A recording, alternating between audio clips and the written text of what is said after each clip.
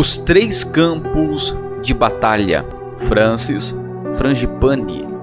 Parte 1. Tema: o campo de batalha da mente. Certamente você se lembra de que o lugar em que Jesus foi crucificado chama-se Gólgota, que significa lugar da caveira. Para sermos eficientes em nossa guerra espiritual, o primeiro campo de conflito em que precisamos aprender a guerrear é o campo de batalha da mente, isto é, o lugar da caveira. Isso porque o território do pensamento não crucificado é a cabeça de ponte do assalto satânico em nossa vida. Para derrotar o diabo, precisamos ser renovados no espírito de nossa mente. Capítulo de número 1. Título: o domínio de Satanás, o reino das trevas. Muitos cristãos discutem se o diabo está na terra ou no inferno. Pode habitar no cristão ou apenas no mundo. O fato é que o diabo está nas trevas. Onde houver trevas espirituais, aí estará o diabo. Subtítulo: o preparo para a guerra espiritual. Para muitos, a expressão guerra espiritual indica algo novo, mas não necessariamente um aspecto bem-vindo da experiência cristã. A ideia de enfrentar espíritos malignos numa batalha é um conceito inquietante, principalmente porque viemos para Jesus como ovelhas perdidas e não como guerreiros.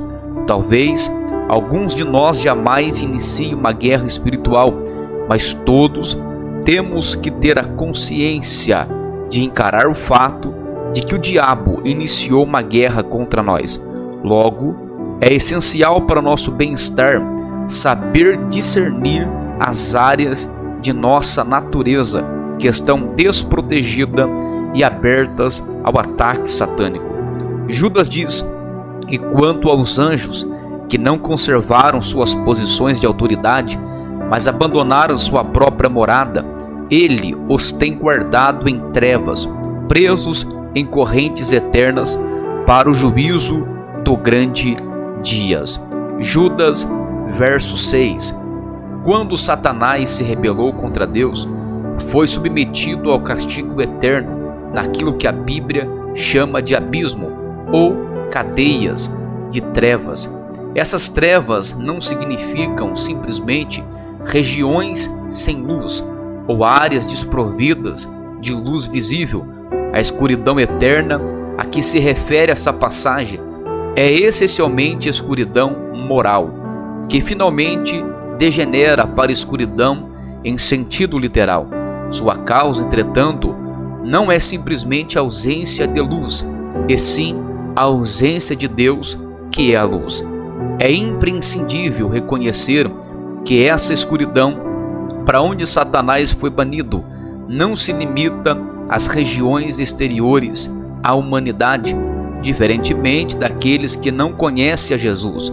Nós, porém, fomos libertos da autoridade ou do domínio das trevas. Colossenses 1, verso 13. Se somos nascidos da luz, não somos presos na armadilha das trevas. Se, porém, toleramos as trevas pela tolerância do pecado, ficamos vulneráveis ao ataque satânico, pois onde há desobediência teimosa à palavra de Deus, a escuridão espiritual é potencial para a atividade demoníaca. Por isso, Jesus advertiu: portanto, cuidado, para que a luz que está em seu interior não sejam trevas. Lucas capítulo 11, verso 35. Existe uma luz em você, o espírito do homem é a lâmpada do Senhor. Provérbios capítulo 20, verso 27. Seu espírito, iluminado pelo Espírito de Cristo, é portanto a lâmpada do Senhor, por meio da qual ele lhe sonda o coração, e há de fato um brilho sagrado que envolve o verdadeiro cristão cheio do Espírito. Quando, porém, você abriga o pecado, a luz que está em você são trevas. Satanás tem acesso legal dado por Deus para morar no domínio da escuridão. devemos entender este ponto. O diabo pode circular por qualquer área das trevas, mesmo na escuridão que ainda existe no coração de um cristão. Subtítulo: A peneira de Deus. Quando Pedro negou a Jesus, foi um exemplo de que Satanás tem acesso ao lado carnal da natureza humana. Fica evidente que Pedro caiu. O que não enxergamos prontamente, entretanto, é que se passou no mundo invisível do Espírito. Jesus predisse com precisão que Pedro o negaria 3 vezes. Qualquer pessoa que observasse as atitudes de Pedro naquela noite teria simplesmente concluído que a negação foi uma manifestação de medo. Mas Pedro não possuía uma natureza medrosa. Era o discípulo que poucas horas antes brandiu a espada contra a multidão que viera prender Jesus. Não o temor humano não levou Pedro a negar Jesus. A negação de Pedro foi induzida por Satanás. Jesus tinha advertido o apóstolo Simão, Simão, Satanás pediu para peneirá-lo como trigo, mas eu orei por você, para que a sua fé não desfaleça, e quando você se converter, fortaleça os seus irmãos. Lucas capítulo 22, versículo 31 e 32. Nos bastidores, Satanás havia pedido e recebido permissão para peneirar Pedro como trigo. Satanás tinha acesso a uma área escura no coração de Pedro. Como Satanás provocou a queda de Pedro? Depois de fazer a refeição da Páscoa, Jesus contou a seus discípulos que um deles o trairia. As Escrituras prosseguem. Eles começaram a perguntar entre si qual deles iria fazer aquilo. Lucas capítulo 22, versículo 23. Foi um momento sombrio. Contudo, lemos que nessa hora terrível surgiu também uma discussão entre eles acerca de qual deles era considerado o maior. Lucas 22, o verso 24. Passaram de uma atitude de choque e espanto para a discussão de qual deles seria o maior. Evidentemente, Pedro, o que caminhou sobre a água, que também era mais corajoso e franco dos apóstolos, prevaleceu. Podemos imaginar que o alto conceito de Pedro entre os discípulos o levou a sentir-se superior em relação aos outros, sentimento que foi estimulado por Satanás a transformar-se em atitude de presunção e vanglória. Pedro, exaltado pelo orgulho, estava sendo preparado para a queda. O orgulho, diz as Escrituras, vem antes da destruição. Provérbios 16, verso 18.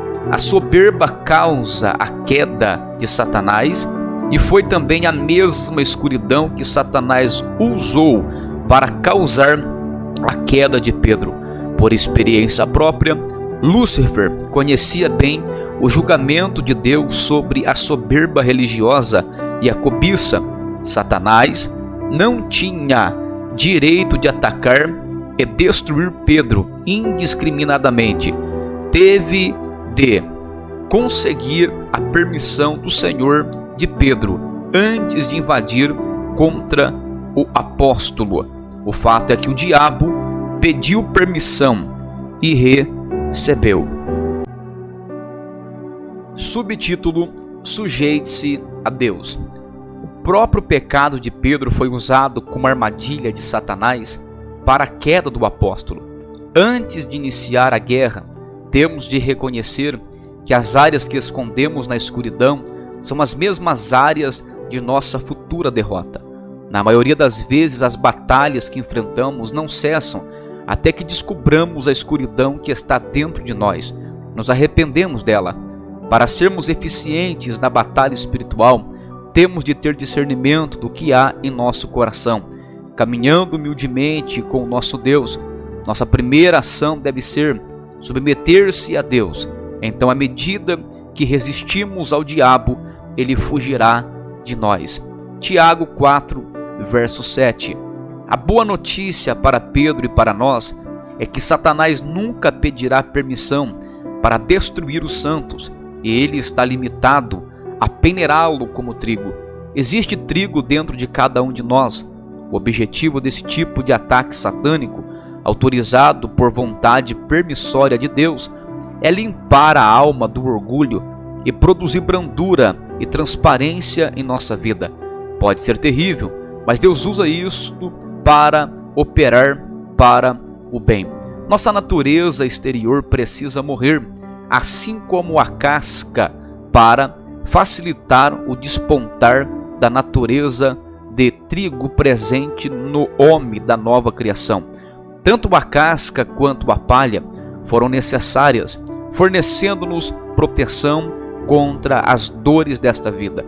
Mas, antes de Deus nos usar verdadeiramente de uma forma ou de outra, passaremos por um tempo de peneiramento.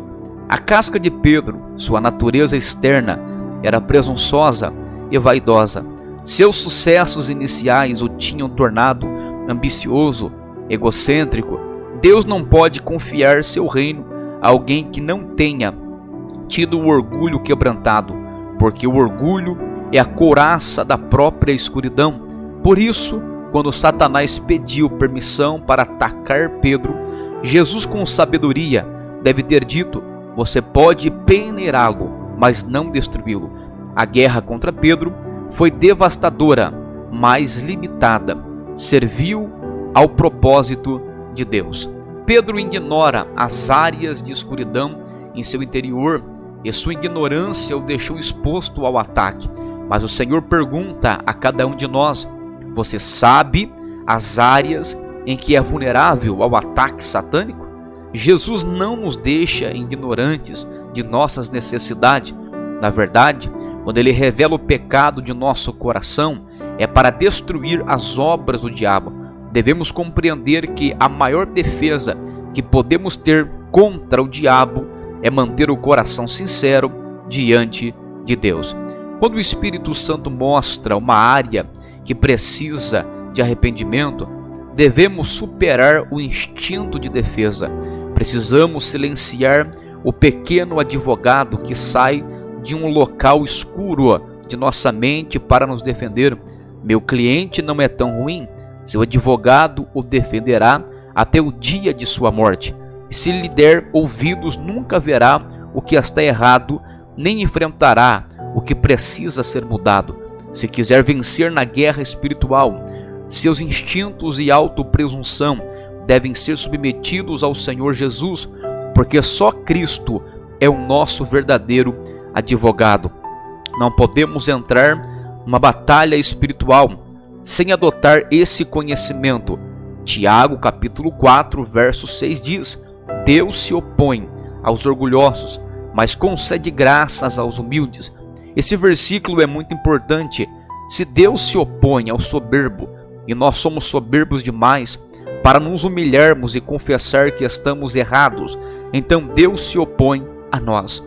Tiago continua no verso 7: portanto, submetei-se a Deus, resistam ao diabo, e ele fugirá de vocês. Quando lemos esses versículos, por si só, ele nos parece monumental em relação à guerra espiritual. Portanto, é no contexto de arrependimento, da humildade e do coração limpo que percebemos Satanás fugindo de nós.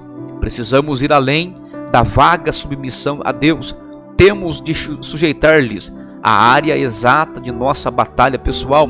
Quando nos colocamos contra o poder do diabo, temos de fazer isso com o coração submisso a Jesus. Existe um preceito recorrente ao longo deste livro. É de vital importância para alcançar sucesso na guerra espiritual, que você o conheça, entenda e aplique. Este princípio é: a vitória começa com o nome de Jesus em seus lábios, mas não será consumada enquanto a natureza de Jesus não estiver em seu coração. Essa regra se aplica a toda faceta de guerra espiritual.